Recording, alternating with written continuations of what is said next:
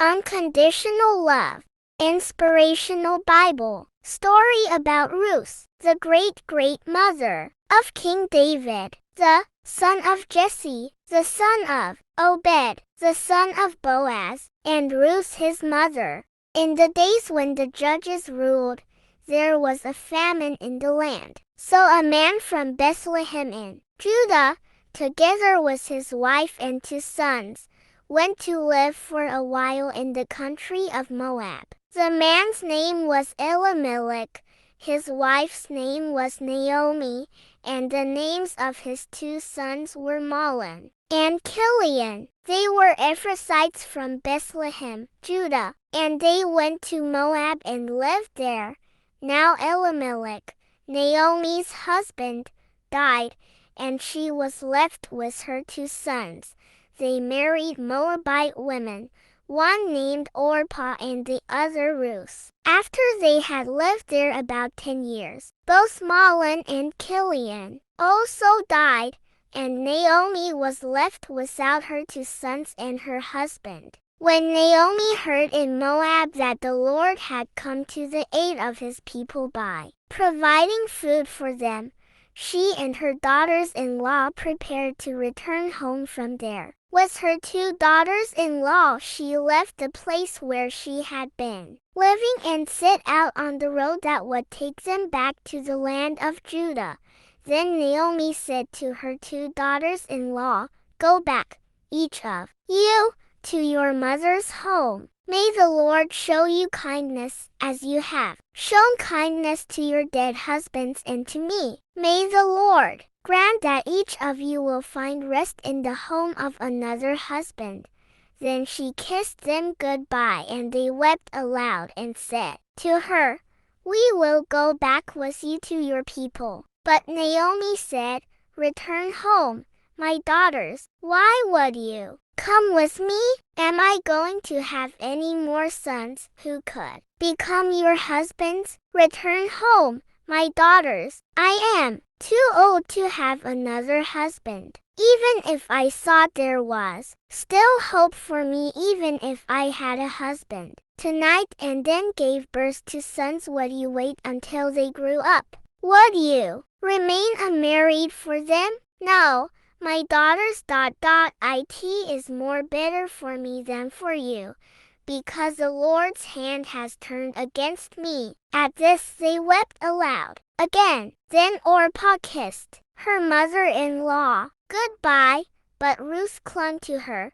"Look," said Naomi, "your sister-in-law is going back to her people and her gods. Go back with her." But Ruth replied, "Don't urge me to leave you or to turn back from you. Where you go I will go, and where you stay I will stay. Your people will be my people and your God my God. Where you die I will die, and there I will be buried. May the Lord deal with me, be it ever so severely, if even death separates you and me." When Naomi realized that Ruth was determined to go with her, she stopped urging her. So the 2 women went on until they came to Bethlehem. When they arrived in Bethlehem, the whole town was stirred because of them, and the women exclaimed, "Can this be Naomi?"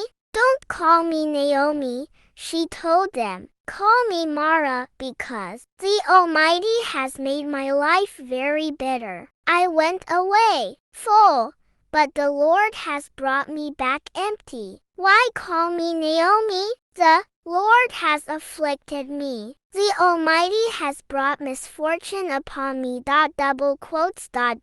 So Naomi returned from Moab, accompanied by Ruth the Moabite, her daughter-in-law, arriving in Bethlehem as the barley harvest was beginning. Now Naomi had a relative on her husband's side, a man of standing from the clan of Elimelech, whose name was Boaz. And Ruth the Moabite said to Naomi, "Let me go to the fields and pick up the leftover grain behind anyone in whose eyes I find favor." Naomi said to her, Go ahead, my daughter. So she went out, entered a field, and began to glean behind the harvesters. As it turned out, she was working in a field belonging to Boaz, who was from the clan of Elimelech.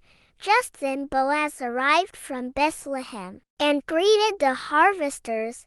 The Lord be with you. The Lord bless you, they answered. Boaz asked the overseer of his harvesters, Who does that young woman belong to? The overseer replied, She is a Moabite who came back from Moab with Naomi. She said, Please let me glean and gather among the sheaves. Behind the harvesters, she came into the field and has remained here from morning till now, except for a short rest in the shelter.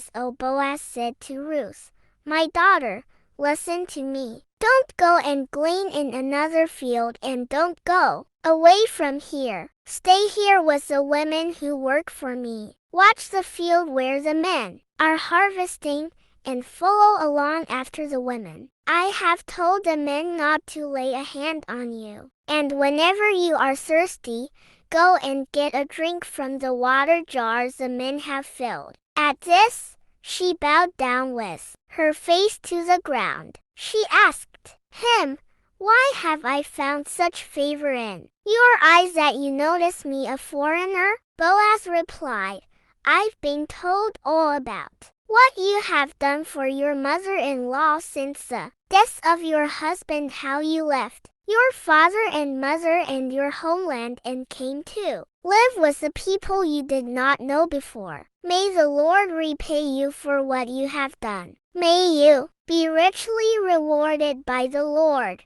the God of Israel, under whose wings you have come to take refuge. May I continue to find favor in your eyes, my Lord, she said. You have put me at ease by speaking kindly to your servant, though I do not have the standing of one of your servants. At mealtime Boaz said to her, Come over here. Have some bread and dip it in the wine vinegar. When she sat down with the harvesters, he offered her some roasted grain. She ate all she wanted and had some left over. As she got up to glean, Boaz gave orders to his men, Let her gather among the sheaves and don't reprimand her. Even pull out some stalks for her from the bundles and leave them for her to pick up. And don't rebuke her.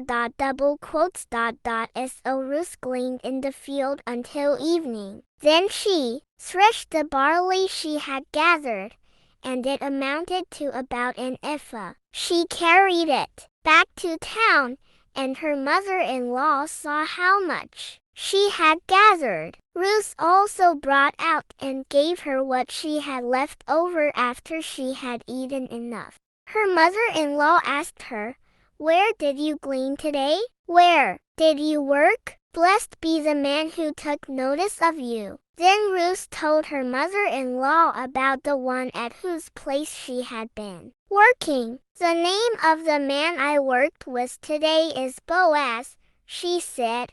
The Lord bless him. Naomi said to her daughter-in-law, He has not stopped showing his kindness to the living and the dead. She added, That man is our close relative. He is one of our guardian redeemers. Then Ruth the Moabite said, He even said to me, Stay with my workers until they finish harvesting all my grain. Naomi said to Ruth her daughter-in-law, It will be good for you, my daughter, to go with the women who work for him, because in someone else's field you might be harmed. So Ruth stayed close to the women of Boaz to glean until the barley and wheat harvests were finished, and she lived with her mother-in-law. One day Ruth's mother-in-law Naomi said to her, My daughter, I must find a home for you, where you will be well provided for. Now Boaz, with whose women you have worked, is a relative of ours. Tonight he will be winnowing barley on the threshing floor. Wash, put on perfume, and get dressed in your best clothes. Then go down to the threshing floor, but don't let him know you are there until he has finished eating and drinking. For when he lies down, note the place where he is lying. Then go and uncover his feet and lie down. He will tell you what to do. I will do whatever you say, Ruth answered. So she went down to the threshing floor and did everything her mother-in-law told her to do. When Boaz had finished eating and drinking and was in good spirits, he went over to lie down at the far end of the grain pile. Ruth approached quietly, uncovered his feet and lay down. In the middle of the night something startled the man. He turned and there was a woman lying at his feet. Who are you? He asked. I am your servant Ruth, she said. Spread the corner of your garment over me, since you are a guardian redeemer of our family. The Lord bless you. My daughter, he replied. This kindness is greater than that which you showed earlier. You have not run after the younger men, whether rich or poor. And now, my daughter, don't be afraid. I will do for you all you ask. All the people of my town know that you are a woman of noble character. Although it is true that I am a guardian redeemer of our family, there is another who is more closely related than I. Stay here for the night, and in the morning if he wants to do his duty as your guardian redeemer, good, let him redeem you. But if he is not willing, as surely as the Lord lives, I will do it. Lie here until morning.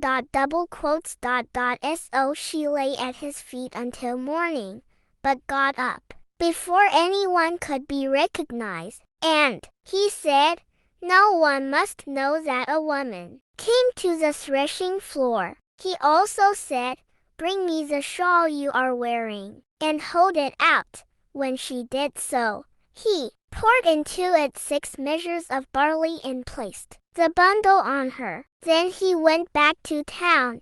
When Ruth came to her mother-in-law, Naomi asked, how did it go, my daughter? Then she told her everything Boaz had done for her, and added, he gave me these 6 measures of barley, saying, don't go back to your mother-in-law empty-handed.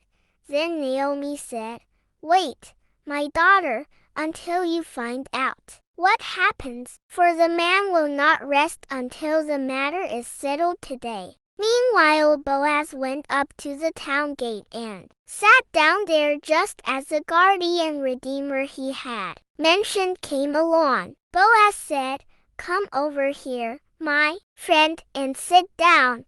So he went over and sat down. Boaz took 10 of the elders of the town and said, sit here, and they did so. Then he said to the guardian redeemer, Naomi, who has come back from Moab, is selling the piece of land that belonged to our relative Elimelech. I thought I should bring the matter to your attention and suggest that you buy it in the presence of these seated here and in the presence of the elders of my people. If you will redeem it, do so, but if you will not, tell me, so I will know, for no one has a right to do it except you, and I am next in line. I will redeem it, he said. Then Boaz said, on the day you buy the land from Naomi, you also acquire Ruth the Moabite, the dead man's widow, in order to maintain the name of the dead with his property. This, the guardian redeemer said, then I cannot redeem it because I might endanger my own estate. You redeem it yourself. I cannot do it. Now in earlier times in Israel, for the redemption and transfer of property to become final, one party took off his sandal and gave it to the other. This was the method of legalizing transactions in Israel. Closing parenthesis. So the guardian redeemer said to Boaz, "Buy it yourself," and he removed his sandal. Then Boaz announced to the elders and all the people, "Today you are witnesses that I have bought from Naomi all the property of Elimelech, Kilion, and Mahlon. 10 I have also acquired Ruth the Moabite, Mahlon's widow, as my wife, in order to maintain the name of the dead with his property, so that his name will not disappear from among his family or from his hometown. Today you are witnesses." Then the elders and all the people at the gate said, "We are witnesses. May the Lord make the woman who is coming into your home like Rachel and Leah, who together built up the family of Israel. May you have standing in Ephrathah and be famous in Bethlehem, through the offspring the Lord gives you by this young woman.